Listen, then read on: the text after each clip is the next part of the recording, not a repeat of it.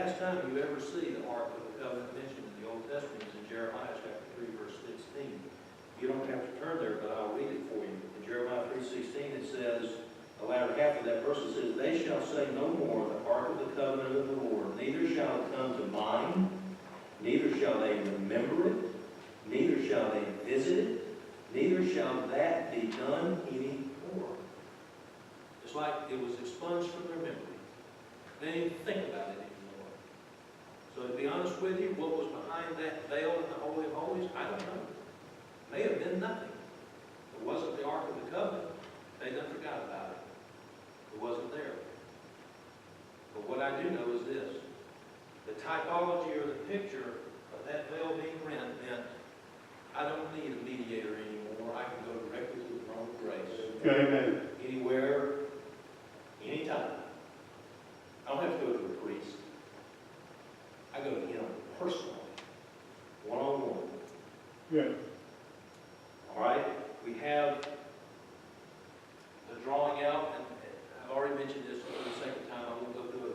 I talked about those Old Testament saints coming forth and walking through the streets of Jerusalem. We have the testimony of the centurion, the declaration. Truly, this was the Son of God. And indeed he was.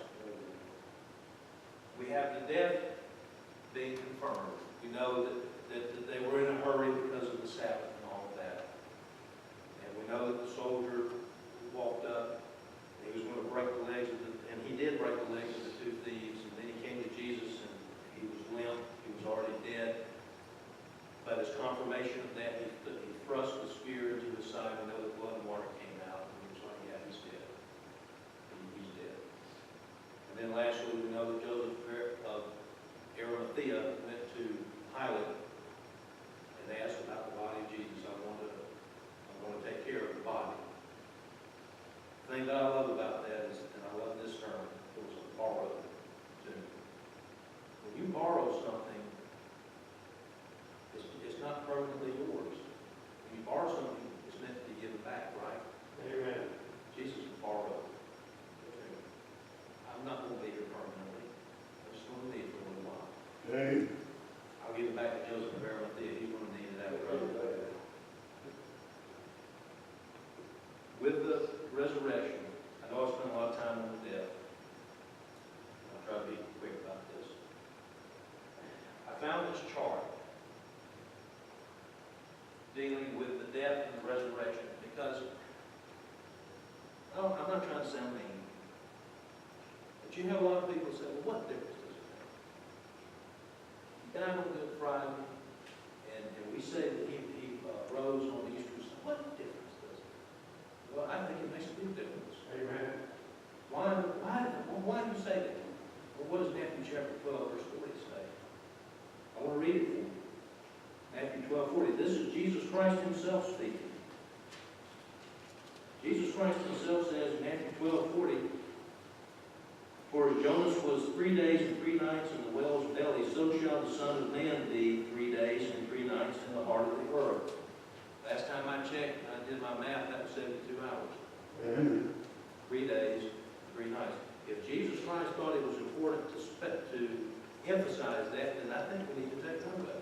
Amen. Not just say, well, it doesn't matter. Yes, it does matter. There was specific Sabbaths on that particular, again, for the sake of time, I'm not going to go through all of this. But Jesus Christ died on Wednesday. What's in blue is the Jewish day, from 6 p.m. to the next 6 p.m. Okay? He died on Wednesday, was buried, and we get from night 1, day 1, night 2, day 2, night 3, day 3, and is at dawn, the first day of the week, which would actually be 6 p.m. Saturday evening. That's when the resurrection took place. I want to do this analogy, if you'll permit me.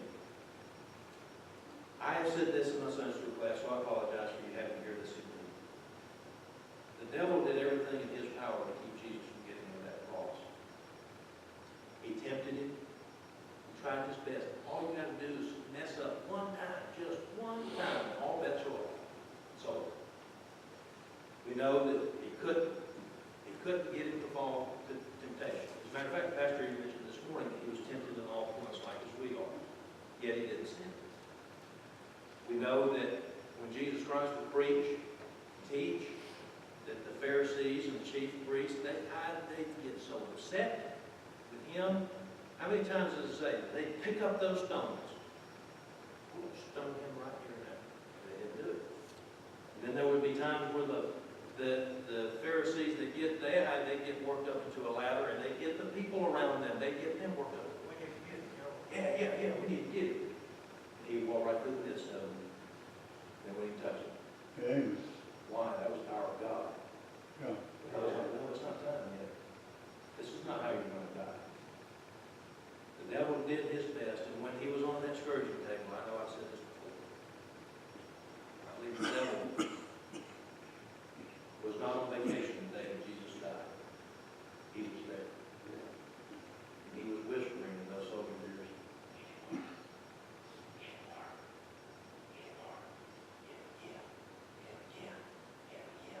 he did everything he could to kill him on that scourging table. It didn't happen. He got to the cross. He took on the sins of all the world. And he died. The devil's like, I failed. I couldn't keep him from getting to the cross. And I could not keep him from dying the perfect death for the sins of humanity. He's not getting out of that grave. I'm not going to let him get out of that grave. I believe that as Jesus' corpse laid in that tomb, I believe the devil stood there and looked at it. And he got all the fallen demons, all the fallen angels, he got them together. You see him? I expect him to stay that way. And the Bible talks about Jesus Christ conquering death, hell, and the grave. And if you'll permit me, imagine death being a person. Because the Bible says that death itself will be cast into the lake of fire one day.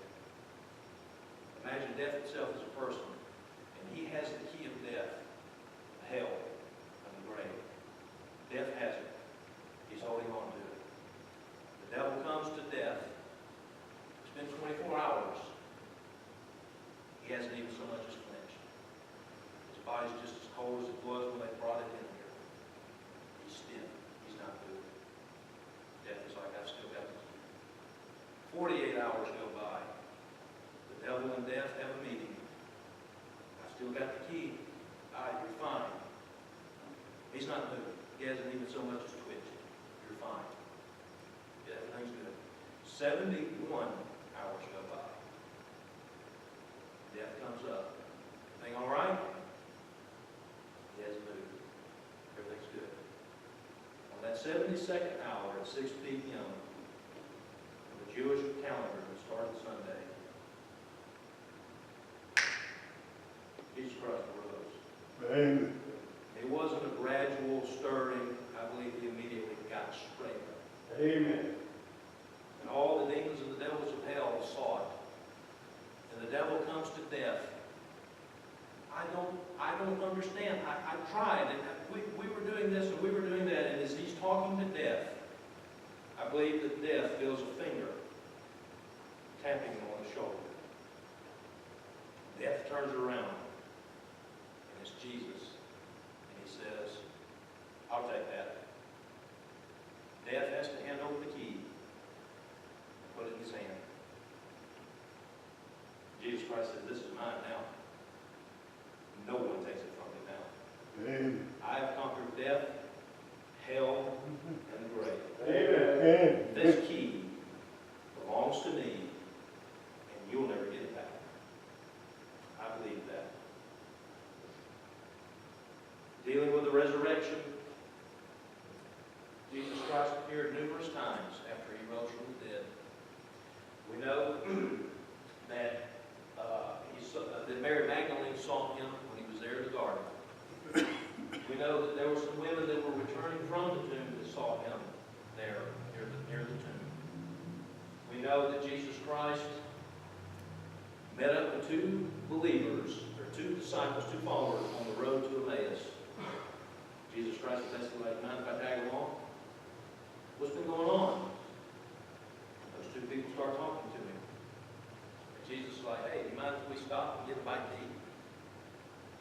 they sit down. And as he blesses the food, their spiritual eyes up and then disappear. Can you imagine being one of those two people? What an amazing story that is. Amen. Then we know that he appeared to 10 of the disciples in the upper room. We know that Thomas was absent that particular day. He appeared to 10 of them. 8 days later, we know that he appeared again, and this time Thomas was with him. And that's the account where he says, touch my hands and touch my side. And Thomas says, my Lord and my God. Because he had doubted. He said, no, I don't know that he's resurrected. Jesus Christ appeared to 7 of the disciples there by the Sea of Galilee. You remember that? They've been fishing. He says, you got anything to eat? You got anything to eat? And he fixed them a meal for them. This was the 3rd time he had showed himself to his disciples. We know that he appeared to 500 believers all at one time. This is written. And I believe this is when he ascended on the Mount of Olives. It's talked about in 1 Corinthians chapter 15, verse 6. How that he is there, and there was 500 at one time that saw him, just before he ascended. We know that after his ascension, we know that Stephen saw him, just before he was stoned to death. Remember that? He says, I see the Son of Man standing here. I see him. Just before he was stoned. We know that Saul, before he became Paul, we know that Saul had his encounter on the Damascus Road and had a brief conversation with him there on the Damascus Road. And then we know that John, the same disciple that Jesus loved, the same disciple that had stood there and watched him suffer and die, that same disciple, we know that he had been exiled to the Isle of Patmos. We know that Jesus Christ appeared to him there on the Isle of Patmos. One last thing, I'll be done. I'm sure you've heard of ghost stories, haunted houses, poltergeist that haunts a particular house or a cemetery or what have you. This right here proves to me that Jesus wasn't a ghost. So how do you say that? How can you know that for sure? Well, all the haunted stories that you hear, don't they always haunt the same thing? They just hang around. They just hang around the same house. I don't believe in ghosts, but I'm just saying that these ghost stories, they all hang around the same house, they hang around the same cemetery, they hang around the same hotel or whatever it is. You don't hear, well, you know that ghost that haunted the one in Savannah, for example, it was seen up in Macon, and then it was seen about, now you don't hear that, do you? They always haunt the same thing in the stories. Well, if you look at this, Jesus Christ wasn't just around the tomb, was he? He wasn't just seen at the tomb. He was seen in the garden. He was seen in the upper chamber. He was seen over 100 miles away on the north rim of the Sea of Galilee. He was seen on the Mount of Olives. He was seen by Stephen, who wasn't there at the ascension. He was seen by Saul. He was seen by John on the Isle of Patmos. He wasn't a haunt. He was alive. Amen. Jesus Christ is alive forevermore. Yes. If you'll permit me, I'm going to end this. I'm going to look straight back there at the camera, so please forgive me for just a second. I don't know who you are, personally. I don't know when you're watching this video. You could be watching at home or somewhere else. What I've tried to do tonight is present to you the truth. The death, the burial, and the resurrection of Jesus Christ. I don't know if you've ever believed or not. Today would be the perfect day for you to believe. Amen. You accept Christ the same way I did, the same way all these good people did here in this auditorium. You do it by faith. You realize that you're a sinner, that you're lost on your way to hell, and by faith, you accept Him as your Lord and personal Savior. I promise you, and these people will say the same thing, you will never, ever regret it. It's the single most important decision you'll ever make in your life. Why not let today be the day you trust Christ as your personal Savior? Amen. Thank you, Chris. Thank you, get Joy and Brother Jones to give us an invitation on him. Ready? Thank you, Chris. That was good. Yes. I'm glad to serve in a living Savior. Amen. Amen. You know, I never could figure out how to bear Jesus on Friday evening and he rose Sunday morning.